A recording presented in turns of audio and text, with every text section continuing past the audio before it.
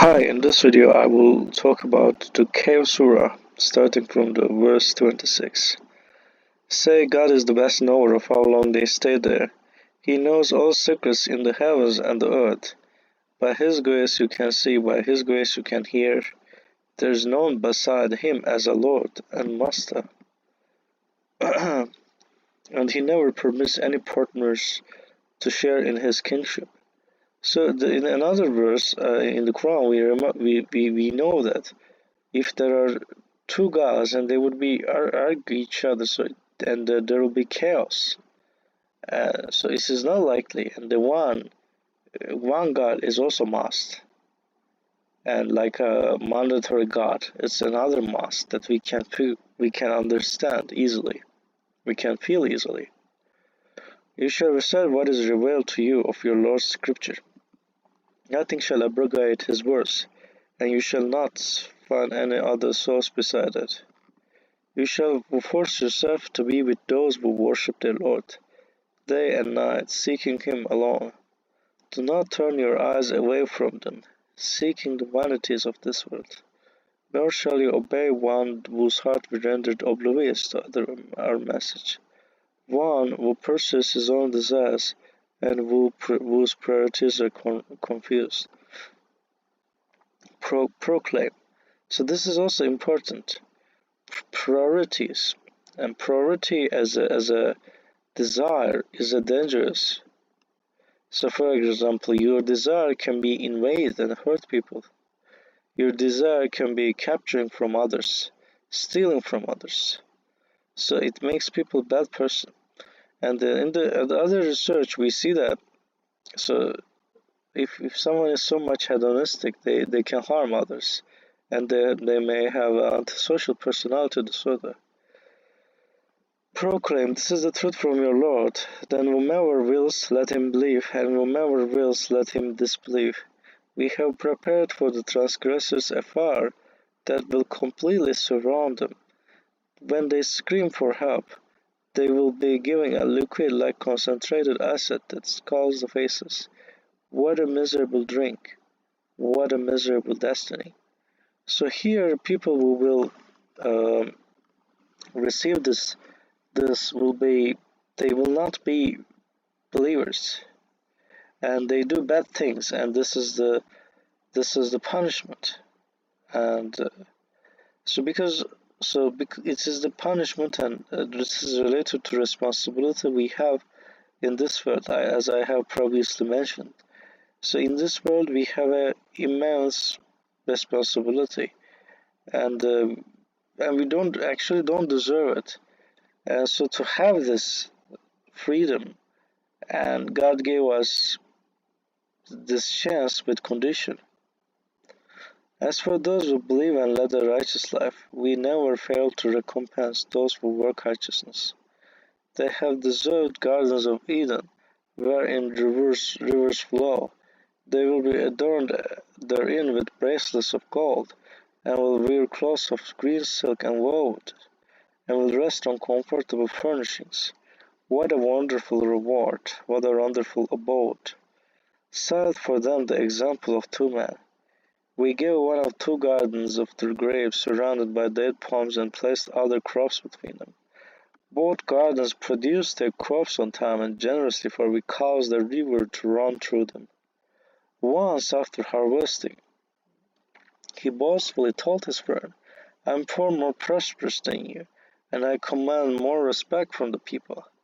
When he entered his garden, he ruined his soul by saying, I do not think that this will ever end. So this is interesting. So I never mentioned this, but it's another thing. You shall not say that you will do anything in the future. And in this life, I believe there is a psychological disorder, like a mental time travel.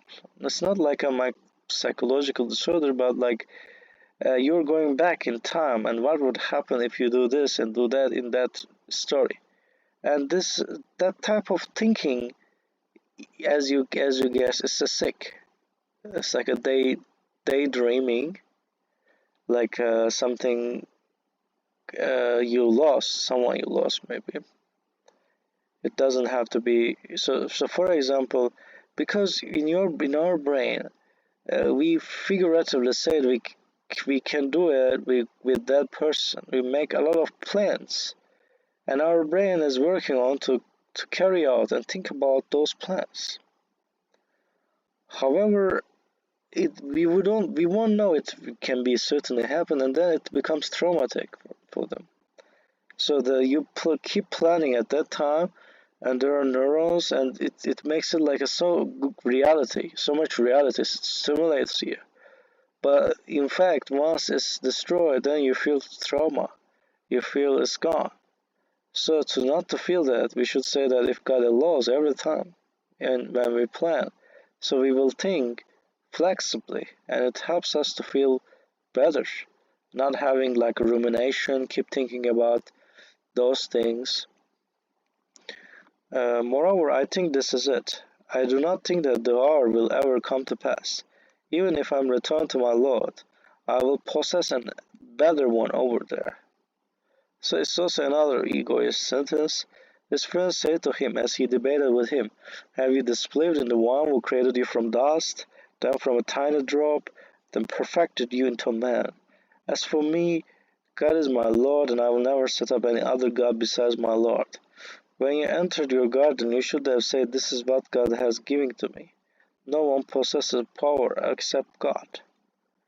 La quwwata illa billah. So there's in parentheses. You may see that what I possess less money and less children than you. My Lord may grant me better than your garden. He may send a violent storm from the sky that wipes out your garden, leaving it completely barren, or its water may sink deeper out of your reach. Indeed, his crops were wiped out, and he ended up sorrowful, lamenting what he had spent on it in vain. As his property lay barren, he finally said, "I wish I never set up any property as a god. My property as a god beside my Lord." So he made it his god, so he lost it. No force on earth could have helped him against God, nor was it possible for him to receive any help. That is because the only true Lord and Master is God.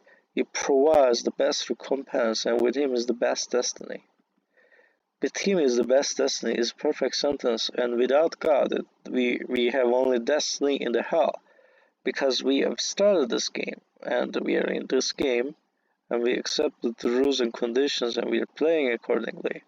And and God has created us, and we have the sense of we endorse this agreement by living here. So, and this is how the system works. Cite for them the example of this life as a water that we send down from the sky to produce plants of the earth. Then they turn into a hay that is blown away by the wind. God is able to do all things. Money and children are the joys of this life, but the righteous works provide an eternal recompense from the Lord and far better hope. The day will come when we wipe out the mountains, and you will see the earth burned. We will summon them all, and not leaving a single one of them. They will be presented before your Lord in a row. You have come to us as individuals, just as we created you initially. Indeed, this is what you claimed you will never happen. The record will be shown, and you will see the guilty, fearful of its contents. They will say, "Woe to us! How come this book leaves nothing, small or large, without counting it?" They will find everything they had done brought forth. Lord is never unjust toward anyone. So the record we know can be the record of our brain. This is a transcripts, like a one or zeros on. It's like a phone or disk. You can book.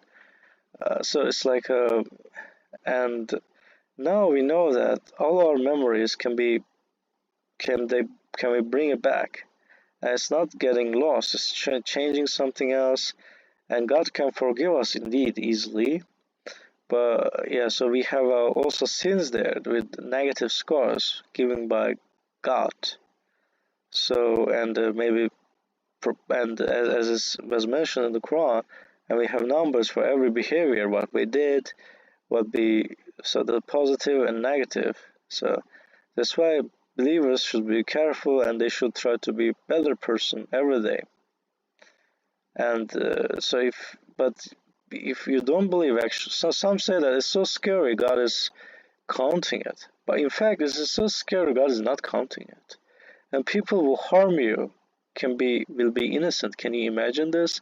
They will harm you in this in this defined chaotic world, and assume there is no afterlife.